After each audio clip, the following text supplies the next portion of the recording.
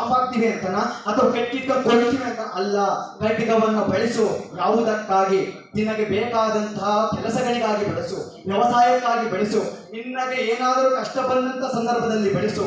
ಬಾಂಬಾಗೆ ಇತ್ಯಾದಿ ಯಾವುದೇ ಉಪಕರಣಗಳನ್ನು ನೀವು ತೆಗೆದುಕೊಳ್ಳಿ, ಕೇವಲ ಅಲ್ಲ, ಯಾವುದನ್ನ ತೆಗೆದುಕೊಂಡರೂ ನಿನ್ನ ಸ್ವಾವಿವೇಕದಿಂದ ಯಾವ ತಂತ್ರಜ್ಞಾನ ಯಾವ ವಸ್ತುವನ್ನು ಬಳಸ್ಕೋತೀಯ ಅದರ ಆಧಾರದ ಮೇಲೆ ಅದರ ಪ್ರಾಮುಖ್ಯತೆ ಅದರ ಗುಣತೆ ಅದನ್ನು ನಮ್ಮ ನಿರ್ಧರಿಸ್ತದೆ. ಅದನ್ನ ನಾವು ತಿಳ್ಕೋಬೇಕು. ಆಮೇಲೆ ಹೇಳ್ತಾರೆ, ಇವತ್ತು ಸಾವಿರಾರು ಕಾಯಿಲೆಗಳನ್ನ ಗುರುತಿಸುವಂತ ಸಾಮರ್ಥ್ಯವನ್ನು ಹೊಂದಿರುವಂತದ್ದು ತಂತ್ರಜ್ಞಾನಗಳು.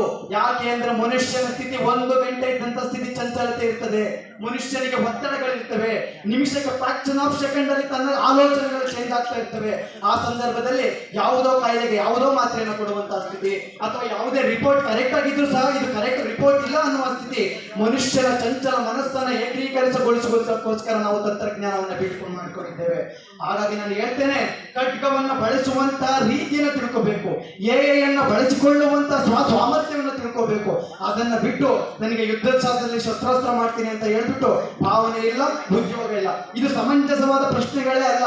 ಯಾಕೆ ಅಂದ್ರೆ ಒಬ್ಬ ಸಾಮಾನ್ಯ ಹುಡುಗನು ಸಹ ಇವತ್ತು ಒಂದು ಗೇಮಿಂಗ್ ಆಪ್ಗಳನ್ನ ಡೆವಲಪ್ ಮಾಡ್ತಾ ಇದ್ದಾನೆ ಅಂದ್ರೆ ಸಾವಿರಾರು ಯೂನಿವರ್ಸಿಟಿ, ತಾಂತ್ರಿಕ ಯೂನಿವರ್ಸಿಟಿಗಳು ಯಾಕೆ ಸ್ಥಾಪನೆ ಆದೋ? ಹಂಗಾರೆ ಇವೆಲ್ಲ ಮುಚ್ಕೊಂಡ್ಬರೋದ? ಹೇಳಿದಕ್ಕೆ ಪ್ರತಿ ಉತ್ತರ